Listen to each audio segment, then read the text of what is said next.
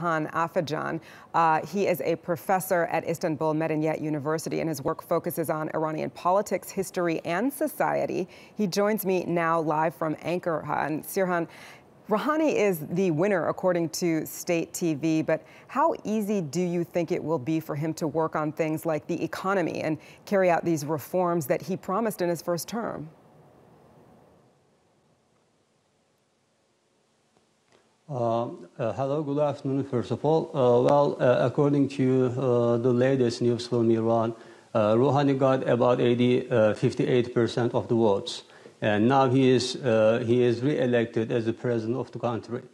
And as for the next 4 years and the second term of Hassan Rouhani, I think it's going to be a tough period for Hassan Rouhani because Iranian people are still expecting a lot from him, and he promised that he would improve people's economic conditions, he would create jobs, and he would find a solution to the unemployment problem in Iran. And whether or not he can do that during the next 4 years, I think it's going to be very difficult for him because the internal conflict between the conservatives and the reformists is now in increase. And Hassan Rouhani will even be challenged further by the conservative establishment at home.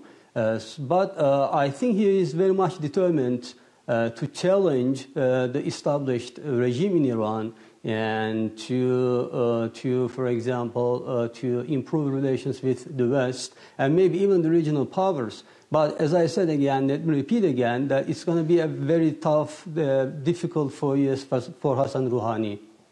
You mentioned improving relations with the West. So that, of course, makes me think of U.S. President Donald Trump. And given his belligerence on Iran, how do you see Rouhani dealing with the United States? Well, I think looking from the perspective of the United States, he did a great job.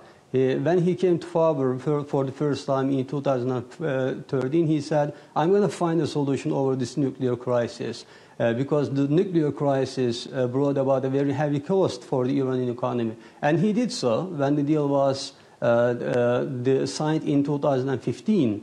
But with Donald Trump coming to power in Iran, before being president, Donald Trump said, this is the worst deal ever signed in the United States. And he said, I'm going to rip the deal. And the Iranians said, if he rips the deal, we are going to burn it.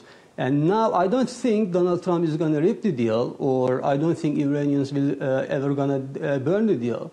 But I think the most important problem is that whether Donald Trump will impose more sanctions on Iran because of Iran's missiles program and alleged human rights violations. And this is very possible that he will do that. And if he does so, that will tremendously challenge Hassan Rouhani and will tremendously deteriorate the bilateral relations between Iran and the United States.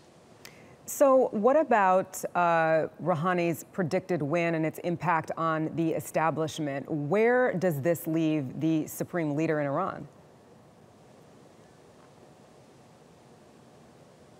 Hassan Rouhani has two options now. He is re-elected, and I think an impressive victory for him. He got about 58% of total votes. And he now has two options, as I said. First, he will push for further reforms, and he has to do that for himself as a president, for his own reputation, as well as for the prestige of the political line he's representing. He is a moderate reformist figure, and he has to push for further reform. And if he does not so, I can tell 4 years now, I can tell you now that in 2021, in the next presidential elections, the conservatives will certainly come to power if the moderate reformist political line fails the Iranian people.